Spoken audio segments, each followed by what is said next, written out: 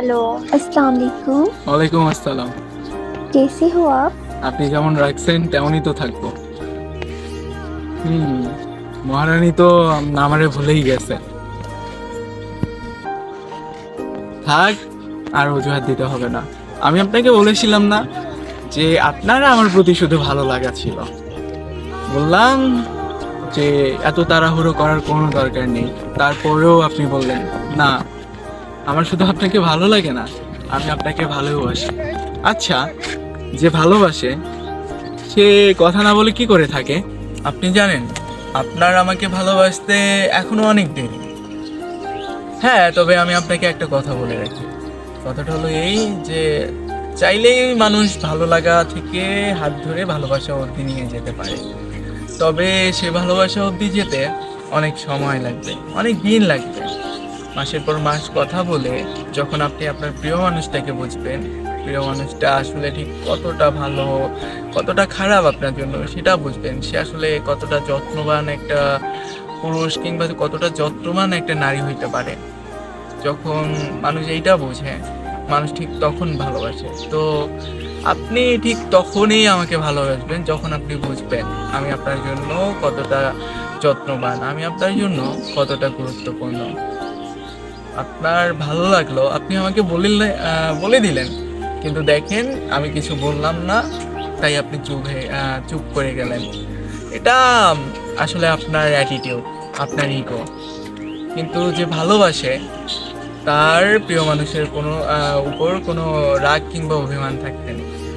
সে কোনো ইগো নিয়ে প্রিয় মানুষকে ভালোবাসতে পারবে না। সে নির্দ্বিধায়, অনিচ্ছায়, অকারণে অনেকগুলা কথা বলবে প্রিয় মানুষের সাথে। এমন না যে প্রিয় মানুষ বা তার প্রিয় বন্ধুরা তার সাথে কথা বলছে না বলেই যে তারও তার সাথে কথা বলতে হবে না, এমনটা না। কেউ একজন চুপ করে থাকলে কেউ একজনকে কথা বলতে হয়। আমি চুপ করেছিলাম বলে আপনার কথা বলতে হবে না, এটা যদি আপনি ভেবে থাকেন তাহলে আমি বুঝবো আপনার মনে অহংকারে ভরা। কথা বলতে হয়, অকারণে অনিচ্ছায় অনেকগুলা কথা বলতে হয়। সত্যি বলতে কি জানেন, প্রত্যেকটা সম্পর্কে এফোর্টস থাকা দরকার, প্রত্যেকটা সম্পর্কে যত্ন নেওয়া দরকার।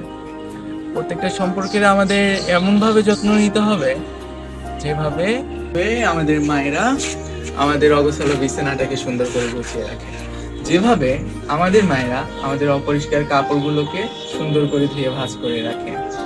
আমাদের সম্পর্কগুলো এমন হওয়া উচিত। যদি আমরা তার প্রতিনিয়ত ঠিক মতো যত্ন নিই তাহলে প্রতিটা সম্পর্কই সব সময় সুন্দর থাকবে। হ্যাঁ, হতে পারে একটু রাগ কিংবা একটু অভিমান, তার মানে এই না যে তুমি যেটা কাপড় পরো সেটা ধুতে ধুতে একদিন ছেড়ে যাবে না। কিন্তু সেটা যতদিন তোমাদের সাথে ছিল, তোমার সাথে ছিল, যত্নে ছিল, তোমাদের পছন্দ হইতো বলেই তোমরা সেটা পড়তে। সেটা বস্তু নষ্ট হয়েই যেতে পারে, কিন্তু আমরা তো মানুষ। হ্যাঁ, আঘাত পাই, কিন্তু জীবনে সঠিক মানুষ থাকলে, জীবনে যত্ন নেওয়ার মানুষ থাকলে আমরা সব আঘাত নিমিষে ভুলেও যেতে পারি। সবকিছু ভুলে গিয়ে সঠিক মানুষদের সাথে সারা জীবন কাটাতে পারি। তাই বলি, তোমাদের সম্পর্কগুলোর যত্ন নেও। অবহেলায় পড়ে থাকা সম্পর্কগুলো ঠিক আজকে আমার পড়ে থাকা সাইকেলটার মতো। এক সময় এই সাইকেলটা আমার ইমোশন ছিল। এটা কেনার জন্য যে কত কান্নাকাটি করছি, এটা কিনতে কতদিন না খেয়ে থাকছি শুধুমাত্র আমার মন জানে।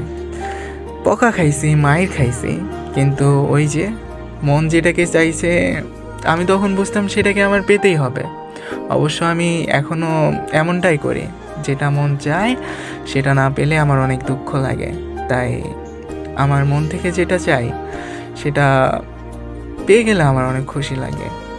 তাই মন থেকে চাওয়া জিনিসগুলো অনেক যত্নে রাখতে হয়। অনেক যত্নে না রাখলে সেটা তোমার থেকে হারিয়ে যাবে, সেটা অবহেলায় পড়ে থাকবে। ঠিক যেমন করে আমার শখের সাইকেলটাও ঘরের একটা কোণে পড়ে আছে। প্রয়োজন শেষ হলে মানুষ ভুলে যায়, এটা স্বাভাবিক। প্রয়োজন শেষ, তাই আর হাত দিয়ে ছুঁয়েও দেখি না। তোমাদেরকে বলি, এটা সাইকেল কিংবা কোনো বস্তু না। তাই তোমার সম্পর্কটার যত্ন নিও, কখনো তাকে প্রয়োজনে প্রিয়জন বানিও না। ভালো থাকো।